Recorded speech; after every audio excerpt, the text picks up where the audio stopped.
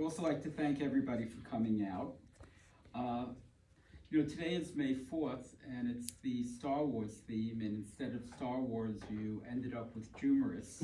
So I will give you the Jewish version, may the Schwartz be with you. The question comes up often, how I came up with the name. Well, not as often as I'd like, but how I came up with the name Jumerous.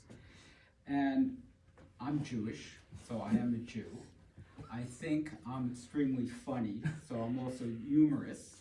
So when you put Jew and humorous together, you end up with Jumerous. As brilliant as that name is, I really can't take credit for it. I have to give credit to my daughter-in-law, Allison. I was telling a funny story one day, which is something I think I do very often.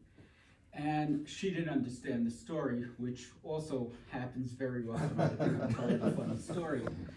And she said to me, she looked at me and she says, "I don't get it." And I said, "Allison, don't worry about it. I'm just being humorous." And she said, "You're being humorous?" And I said, "Wait, stop, stop." And all of a sudden, I heard the world's greatest, worst pun ever. And I said, I now have the title.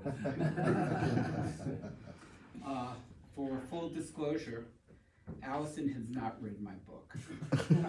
She started reading a couple of chapters, and she found them a tad inappropriate. My book is between PG-13 and R-rated, so she tapped out very early on it. So when, after the book was published and I sold her a copy, a